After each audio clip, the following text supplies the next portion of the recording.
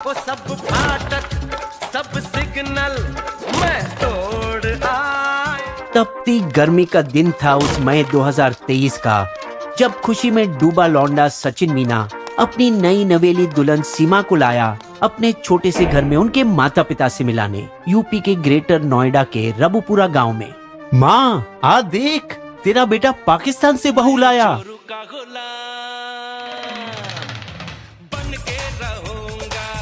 लेकिन KG3 film में जैसे जया बच्चन पूजा की थाली से अपने बेटे का स्वागत करी थी, तेरी पूजा करूं मैं तो हरदम, कभी खुशी कभी गम। सचिन का स्वागत उससे बिल्कुल उल्टा था, क्योंकि सचिन की माँ के हाथ में मिठाई नहीं झाड़ू था। पाकिस्तान? क्या पाकिस्तान? हे माँ माता जी। उनके पिता भी इतना गुस्सा हुए कि दाढ़ी बनाते बनाते अपने गाल गलती से काट बैठे। तुझे मना किया था ना, बर्बाद कर ली तूने जिंदगी। इस शोर से उसके बूढ़े दादा भी नींद से जाग गए। पाकिस्तानी बहू, क्या सही सुना मैंने? नाक कट जाएगी हमारे तो। जबकि उसके गुस्सेल चाचा सीमा पर लांछन लगाए, दुश्मन देश की बहू, पक्का जासूस होगी। नापसंद किए जाने के बावजूद सीमा बड़ों के आदर में उनके पैर छूने के लिए झुकी। सासू माँ, प्लीज हमें अपना लीजिए और आशीर्वाद दीजिए। पर सचिन का खफा परिवार उनसे मुंह मोड़कर अंदर चला गया और जोड़े को अकेला छोड़ दिया। उनके इस बर्ताव से सचिन को बड़ा धक्का लगा। उसके परिवार को कम से कम उसकी पसंद को अपना लेना चाहिए था। छन से जो टूटे कोई सपना, जग सुना सुना लागे, जग सुना सुना लागे, कोई रहे ना जब अपना। तो गुस्से में प्यार में लट्टू सचिन अपना घर छोड़ा और सीमा को उसी पड़ोस में एक किराए के कमरे में ले चला। प्यारे बच्चों, अप्पू आ रहे हैं। जहाँ आप क्या देखते हो, 4 बच्चे जो सीमा की पिछली शादी से थे वहाँ पहले से रखे गए, जो अब सचिन को नए पिता के रूप में अपनाने लगे थे। दुल्हा के घर आने की पहली रात के अवसर पर सिर्फ सचिन का चचेरा भाई उसके साथ जश्न मनाने आया। कितनी सुंदर भाभी लाए भैया, कोई भी पगला जाए। पर ऐसी छोरी को पटाया कैसे? बताओ। तुझे बड़ी चुल मच रही तो सुन शुरुआत से। ये चांद सा रोशन चेहरा, जुल्फों का रंग सुना। तेरी सीमा भाभी की शादी 2014 में 18 साल की बालिग उम्र में हुई गुलाम हैदर नाम एक बंदे से। कबूल है। पाकिस्तान के सिंध प्रांत के खैरपुर जिले में। शादी के बाद वे कराची शिफ्ट हुए और एक तंग गली में पुरानी बिल्डिंग के एक छोटे से फ्लैट में रहने लगे, जिसके आसपास सिर्फ गंदगी भरी थी। गुलाम रिक्शा चलाता था, जिसमें बहुत कम कमाई होती थी। आने वाले सालों में उनका गुजारा बहुत तंगी से हुआ और वो अपने 3 छोटे बच्चे को बड़ी मुश्किल से पाले। आमदनी अठन, खर्चा रुपया। एक तुम्हारे लिए, एक तुम्हारे लिए और ये दूध चुटकी के लिए। और अम्मी तुम्हारे लिए? बेटा, मेरा पेट तो तुम्हारे अब्बू के तानों से ही भर जाता है। मियाँ बीवी में खूब झगड़े होते थे। नौकरानी बनाने के लिए शादी की है क्या? दिन भर खाना बनाती हूँ, सफाई करती हूँ, कपड़े धोती हूँ। सोने का हार कब ला कर दोगे मुझे? और गुलाम भी अक्सर अपने आप को खो देता था। दिन भर लोगों को यहाँ वहाँ चलाता थक जाऊं, उसके बाद तुम्हारी मांगे ना खत्म होती, जहन्नम हो गई मेरी जिंदगी। इस रोजमर्रा की खिटपिट से छुटकारा पाने के लिए और अपने बढ़ते परिवार का पालन के लिए भी वो 2019 के अंत में एक ज्यादा पैसे देने वाली नौकरी के लिए गल्फ गया, जहां से अपने परिवार को पैसे भेजे, जिससे उनकी आर्थिक स्थिति में काफी सुधार हुई। लेकिन सीमा अब अकेलापन महसूस करने लगी और हमेशा उदास सी रही, क्योंकि भले ही वो उसके साथ बदतमीजी करता था, आखिर था तो वो उसका पति, और उसकी अब बहुत याद आने लगी।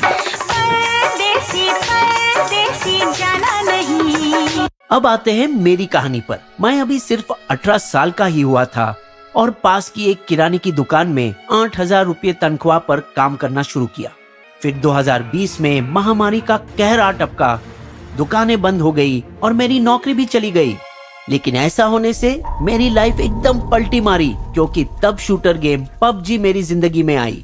एक दिन जब गेम के बीच दुश्मन शूटर्स मुझे घेर कर मारने ही वाले थे, तब तेरी भाभी कटरीना कैफ जैसे धमाकेदार एंट्री मारी और मेरे सभी दुश्मनों को मारकर मुझे बचा लिया।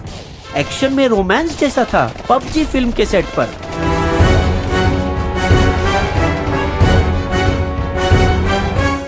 उसके बाद से हम हर रोज घंटों तक एक साथ खेलते रहते, एक दूसरे को चिढ़ाते हुए। आज बचाओगी नहीं मुझे? कभी तो दबंग लौंडे की तरह तुम मुझे बचाओ। सीमा मुझसे ज्यादा दबंग थी क्योंकि उसने ही सबसे पहले पूछा। मेरे प्यारे सचिन, मुझे अपने बारे में और बताओ ना। हम जल्द ही इंस्टाग्राम और व्हाट्सएप की असली जिंदगी में एक दूसरे को जानने लगे और रात के 3 बजे तक चैटिंग करते करते करीब आए। वो मुझसे 5 साल बड़ी थी और उसके बच्चे भी थे, लेकिन मैं उस पर इतना मर मिटा था कि मैंने उसके लिए बिस्बो जैसे शायरी भी गाई। आलू भरा पराठा, पानी भरा गिलास, सीमा तेरी याद में भूख लगे ना प्यास।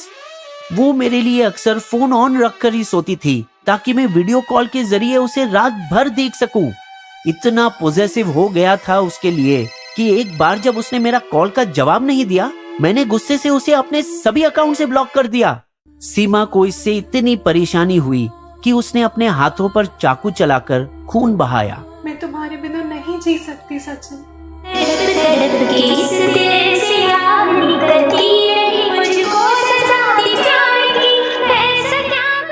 जब मेरे भाई ने मुझे उन जख्मों की तस्वीरें दिखाई जो सीमा ने उसे भेजी थी, मुझे बहुत बुरा लगा और उसके बाद मैंने वादा किया कि हम हमेशा साथ रहेंगे।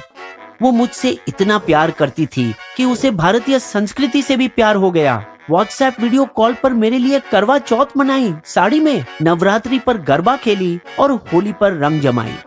हमारे रिश्ते के 4 साल होने आए थे और अब हम दुश्मन देशों के नागरिक अपनी जिंदगी एक साथ बिताने का सपना देख रहे थे। ओ भैंस की आंख, तू क्या गदर के सनी देओल की तरह पाकिस्तान गया था उसे लेने? तूने सीमा को फ्लावर समझा क्या? फायर है वो। ऐसा हुआ कि लेकिन तभी अचानक सचिन के चाचा छत पर धमाके से अंदर आए। अपने बेटे सचिन के चचेरे भाई को कान से पकड़ा और वहां से उसे घसीट कर ले जाते समय सचिन को फटकार लगाई। तूने प्यार के लिए परिवार को पराया कर दिया, लानत हो तुझ पे। लेकिन सचिन ने ठान रखी कि वो सब ठीक कर लेगा, पर उससे पहले एक नौकरी की जरूरत थी जो उसे एक पास के दुकान में मिली। अगले कुछ हफ्तों तक हर रात वो अपने किराए के फ्लैट में लौटता और अपने नए परिवार सीमा और उसके बच्चे के साथ खुशी खुशी रात का खाना खाता। बीच में अपने माता पिता के साथ समय बिताने के लिए घर भी जाता, हालांकि वहाँ का माहौल थोड़ा गर्म ही रहता था। बेटा घर आया है, उसके साथ एक चाय तो पी लो। तनाव को उसने हंसी मजाक से दूर करने की कोशिश की। चाय से क्या दुश्मनी पापा, वो तो इंडियन है ना। पर क्योंकि सचिन अपनी माँ का लाडला था तो उसने उन्हें पहले पटाने की कोशिश की। वो बहुत अच्छी है माँ, इतनी सुंदर बंदी मुझे नहीं मिलेगी इंडिया में। फिर अपने चचा को मनाया। कैसे भरोसा दिलाऊं आपको कि स्पाई नहीं है वो? भैया जानते हैं सालों से उससे। और जैसे गदर में सनी देओल ने पाकिस्तान जाकर अपने ससुर को फुसलाने के लिए उसका धर्म अपनाया। तुम्हें इस्लाम कबूल है? कबूल है। सीमा ने सचमुच सचिन के परिवार को दिखाया कि उसने इंडिया आकर हिंदू धर्म अपनाया। मम्मी पापा, हिंदुस्तान जिंदाबाद था, जिंदाबाद है और जिंदाबाद रहेगा। अब वो राधे राधे की चुन्नी गले में डाल, माथे पर बिंदी और सिंदूर लगाकर सज सवारती और सिर्फ शाकाहारी भोजन खाती। इस हद तक गई कि अपने बच्चों के नाम तक बदल डाले। फरहान को राज, फरवा को प्रियंका, फरीहा को परी और फरहा को मुन्नी। उसकी कोशिशें सचिन की माँ को खुश करने में रंग लाई और आखिरकार उन्होंने सचिन के पापा को भी मना लिया। जो होना था सो हो गया, मान जाओ। अब तो पूरा मोहल्ला बातें बनाने लगा है। पड़ोस की औरतें सचमुच उनका मजाक उड़ा रही थी। सचिन क्या है? सचिन में लप्पू तो सचिन है, मुंह में तो बोलना वहाँ पे है ना, बोलना है ना, झिंगुर तो लड़का। इसीलिए समझदार पिता जिद छोड़ी और जोड़े को सलाह दी। सीमा को अपनाने के लिए हम तैयार हैं, लेकिन सचिन, शादी को कानूनी बनाना बहुत इम्पोर्टेंट है। दोनों खुशी खुशी एक वकील के पास गए और उसे कोर्ट मैरिज करने के लिए सारे दस्तावेज दिए। क्यों उन्होंने पाकिस्तान पहचान पत्र भी उसे दिया समझ नहीं आता, लेकिन उसे देखकर वकील हड़बड़ा गया। पाकिस्तान से हो? कहाँ है तुम्हारी वीजा? इंडिया वीजा दिखाओ। ये सुनकर उनके चेहरे का ऐसा रंग उतरा कि सचिन ने टेबल के नीचे सीमा का हाथ जोर से पकड़ा और दोनों डर के मारे तुरंत वहाँ से निकल गए बिना कुछ और खुलासा किए। वकील ने भाप लिया कि दाल में कुछ काला था और पुलिस को कॉल किया। मैं पाकिस्तान से आए एक अवैध अप्रवासन के मामले की रिपोर्ट करना चाहता हूँ। सचिन ने होशियारी दिखाते हुए ऑफिस के दरवाजे पर कान लगाकर बाहर से वकील की बात सुननी और दोनों वहाँ ग्रेटर नोएडा से भाग निकले रोडवेज बस में सीधे हरियाणा के बल्लभगढ़ के लिए। लेकिन पुलिस तेजी से उनका पीछा करते हुए उनकी बस को बीच रास्ते में ही रोक लिया और 4 जुलाई के उस दिन सीमा को गिरफ्तार किया पाकिस्तान से गैर कानूनी तरीके से भारत आने के आरोप में और सचिन और उसके पिता को उसे पनाह देने की साजिश के लिए। जब लोकल पुलिस सीमा को थाने ले जा रही थी तो उसने कुछ मीडिया रिपोर्टर से चिल्लाकर कहा, मुझे वापस नहीं जाना प्लीज, मैं सचिन से प्यार करती हूँ, सब कुछ छोड़ कर आई हूँ उसके साथ परिवार बसाने के लिए। शायद नियति मुस्कुराई इन दोनों प्रेमियों पर, क्योंकि 4 दिन बाद 8 जुलाई के रोज एक दरिया दिल जज ने उन सभी को जमानत दी, लेकिन शर्तों के साथ। आप अदालत की इजाजत के बिना न तो देश से बाहर जा सकते न ही अपना पता बदल सकते हो। वे भले ही जेल की सलाखों से तो बाहर आ गए, लेकिन अब टीवी मीडिया और लोकल यूट्यूब रिपोर्टर्स ने उन्हें घर में कैद कर डाला। दिन में 16-16 घंटों का सर्कस लगाकर, जिसमें उनके जोकर पत्रकार सुबह से रात तक उनके घर पर डेरा डाले रहते। सीमा को देखने के लिए पूरे यूपी से जन सैलाब उनके घर उमड़ पड़ा। भाई, पाकिस्तानी भाभी की एक झलक मिल जाए बस, जल्दी चलो। जो होना बाकी था वो भी हुआ जब लोग प्रेरित हुए हाल ही में रिलीज कई बॉलीवुड स्पाई फिल्मों से और आरोप उड़ने लगे कि सीमा पाकिस्तानी जासूस थी जिसने बेचारे सचिन को हनी ट्रैप में फंसाया था। लेकिन ये बात फिट नहीं बैठती, क्योंकि प्रदीप कुरुलकर जिसके साथ हाल ही में हनी ट्रैप हुआ था वो DRDO का टॉप मिसाइल साइंटिस्ट था, जबकि सचिन में ऐसी कोई बात नहीं थी। फिर भी यूपी का ATS जोड़े को 17 और 18 जुलाई को लंबी पूछताछ के लिए ले गया। सच सच बता, ISI के साथ कब से मिली हुई है तू? ऐसा कुछ भी नहीं है मैडम। और यहाँ उसने इस राज का खुलासा किया कि वो भारत कैसे आई। कैसे आई वीजा के बिना बॉर्डर पार करके? किसने दिए इतने पैसे? पूरी बात तो ये है मैडम जी। उसने अपनी कहानी सुनाई। फरवरी 2023 में मैंने पहले कानूनी तरीके से भारतीय वीजा लेने की कोशिश करी थी, लेकिन गार्ड्स ने मेरे जैसे गरीब इंसान को वहाँ से भगा दिया।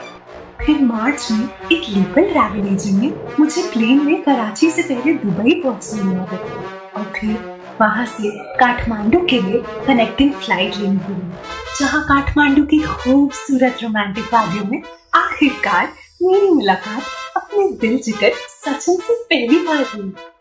फिर हमने पशुपतिनाथ मंदिर में हिंदू रीति रिवाज से शादी की।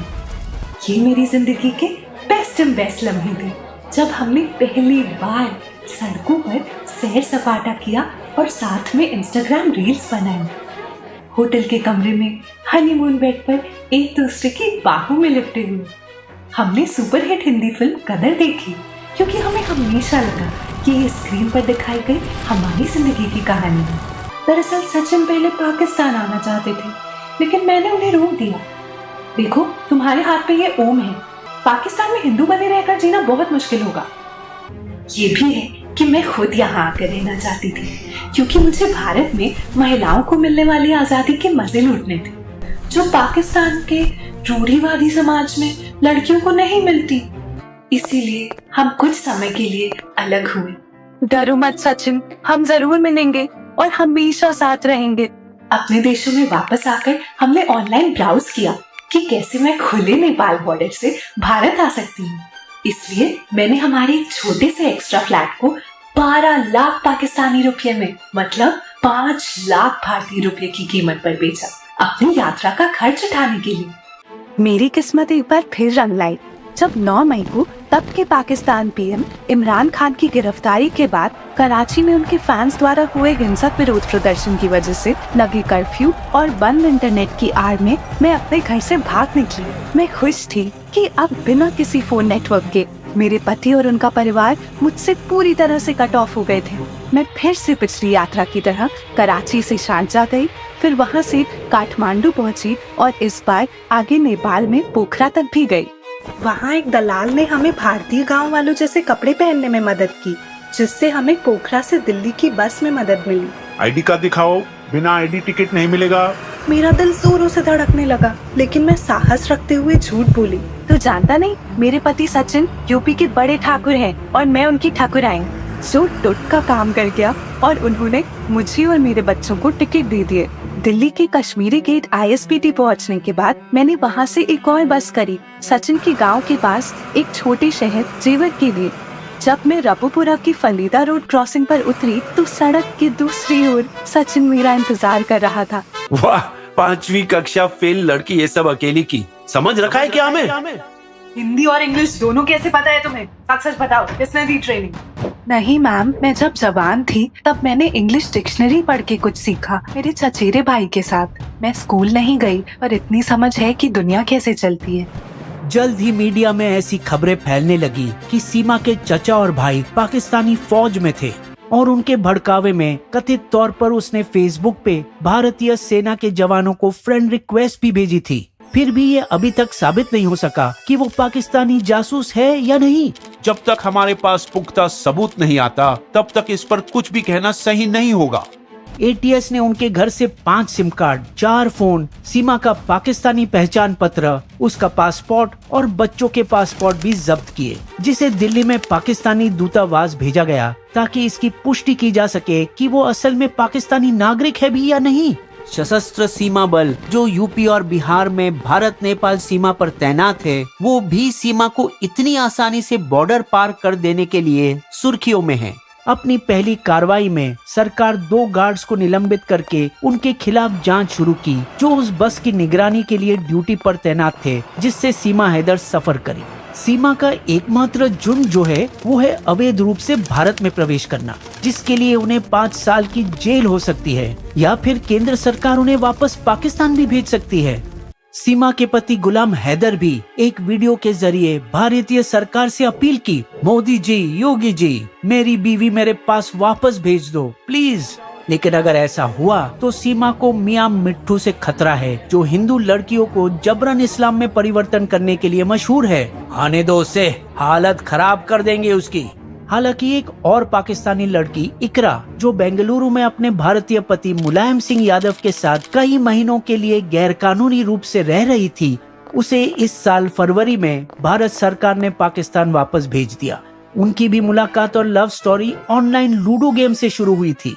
भारत की 35 साल की अंजू भी अपने पति और 15 साल की लड़की और 6 साल के बेटे को दुख में अकेला छोड़ पाकिस्तान के खैबर पख्तूनख्वा में अपने 29 साल के प्रेमी नसरुल्लाह के साथ रोमांस करने निकली इसी साल जुलाई में। हालांकि वो सीमा जैसे बिना वीजा गई नहीं। अंजू ने पाकिस्तान जाने के लिए कानूनी वीजा निकाला, जो इतनी आसानी से भी नहीं मिलता। सीमा की तरह अंजू ने भी कथित तौर पर धर्म बदला और इस्लाम अपनाया, अपना नया नाम फातिमा रखा और स्थानीय जिला अदालत में अपने प्रेमी से शादी कर ली। बताया गया कि पाकिस्तानियों ने उनका स्वागत किया और बिजनेसमैन ने उन्हें जमीन और 50,000 पाकिस्तानी रुपए दिए, भारतीय 20,000। लेकिन भारत के हमीद अंसारी इतने नसीबदार नहीं निकले जब वो फेसबुक द्वारा एक पाकिस्तानी लड़की से प्यार करते हुए वहां 2022 में उनके साथ शादी करने गए थे। उसे भारतीय जासूस समझकर 6 साल जेल में बहुत ज्यादा 3rd डिग्री टॉर्चर किया गया। अंत में उसे रिहाई मिली और वो भारत वापस भी आए खाली हाथ, जिस स्टोरी में हमने विस्तार में वीडियो बनाया है। सचिन और सीमा की आगे की राह काफी मुश्किल है क्योंकि यूपी पुलिस के अधिकारी लगातार रबुपुरा में उनके घर के बाहर तैनात है। उन्होंने सनसनी फैलाने वाले मीडिया से भी दूरी बनाई, घर के बाहर एक नोट लगाकर, मीडिया प्लीज हमारी निजी जिंदगी का सम्मान करे। अपने घर में फंसे सीमा और सचिन फिर से आर्थिक तंगी से जूझ रहे हैं। फिर भी वो भारत का हिस्सा बनने की पुरजोर कोशिश कर रही और स्वतंत्रता दिवस पर राष्ट्रीय झंडा भी लहराया। हिंदुस्तान जिंदाबाद, जय भारत माता। लेकिन जाहिर है कि सब कुछ इस बात पर निर्भर करेगा कि ATS उसे क्लीन चिट देती है या नहीं और राजनीतिक दबाव क्या रंग लेगा। क्या सचिन सीमा भारत में शांति से रह पाएंगे या क्या उनके नसीब में अब भी खोट बाकी है। बेसबो की शायरी। एक थी लड़की पाकिस्तानी जिसने बचाई एक भारतीय की जवानी। PUBG में हुआ जो प्यार, तोड़ा दोनों का दीवार, अब बनी इस देश की भाभी मेहमानी। हमारे वीडियो कंटेंट के सारे स्रोत आपको डिस्क्रिप्शन में भी मिलेंगे।